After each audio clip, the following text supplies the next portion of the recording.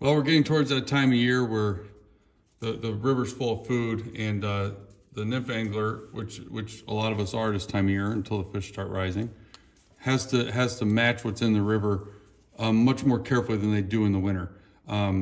It's not as simple as fishing just some attractor nymph. You have to be in the ballpark. Those fish are out drift feeding, and when I've been sight fishing, I've been seeing just how often nymphs are getting refused.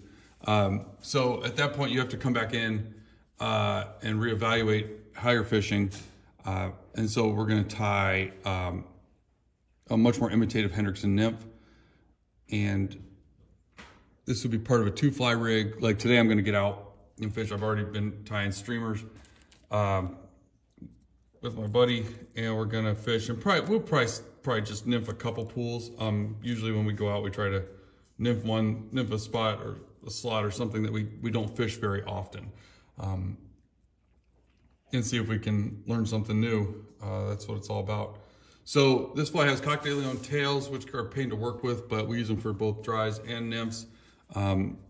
They're just, I don't know what it is, but I think they just work better than standard hackle tails. And then we're gonna put on a turkey biot. And then I like to put an underbody in.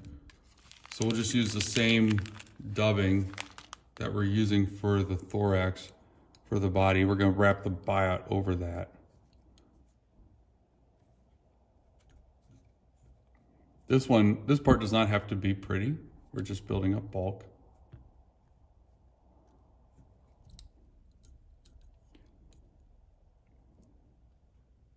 All right, up we go. I'm excited to get out today, though. We've had this problem where it's just been sunny every day, which doesn't go so well for us Michigan anglers. And then today, it's going to be 51 degrees and cloudy. Got a little rain moving in, which I don't think the rain makes a difference, but if it's cloudy from the get-go in the morning, you're in good shape.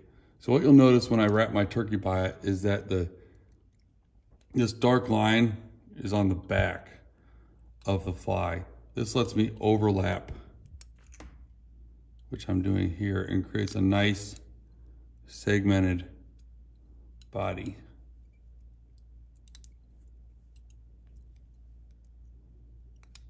All right. You'll notice I didn't put lead to lock the bead in, and that is on purpose. Everything about this fly, I'm trying to get it pretty as tight as possible, and I need that little space behind the bead. So typically we'd have lead-free wire wrapped right here, and yeah, not this time. So now we're gonna use another turkey biot. We'll pick a fat one. So here's the turkey biots here, and towards the base of them, there's often these short ones that are pretty thick, and we're gonna take those, and that's gonna be our wing case. Like most of the flies I tie, it's not rocket science. Just trying to tie something that'll work and doesn't take all day to tie, so we can tie more of them, especially nymphs. So I want to make sure I get that more or less on the top there. And I go about 1 bead length back from the bead. So there's 1 bead, that would be like the second bead. Now we're going to put a little hit of the SLF dubbing here.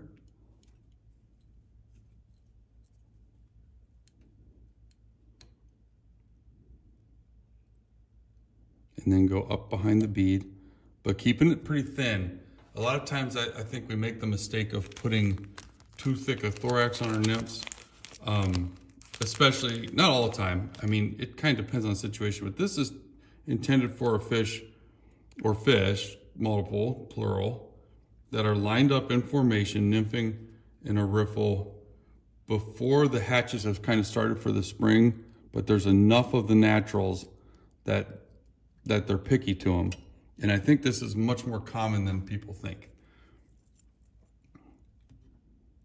And take a CDC feather and wrap it right behind the bead. many wraps as we can.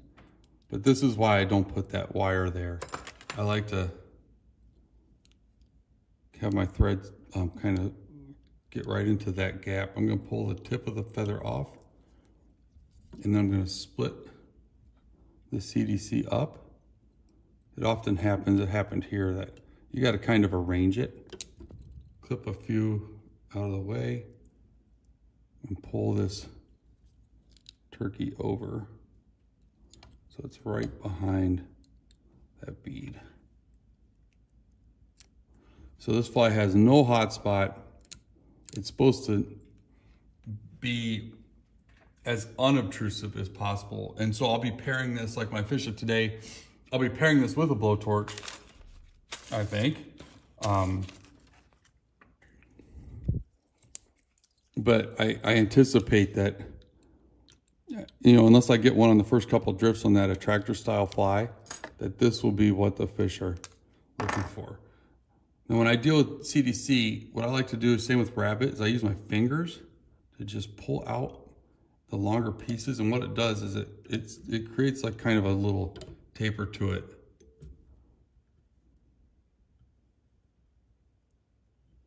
So instead of clipping with scissors, I find just going with the fingers is the way to go.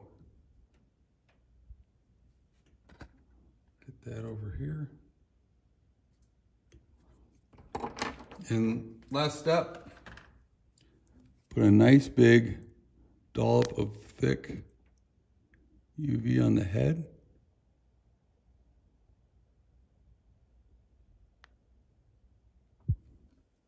Good. And zap it with the light.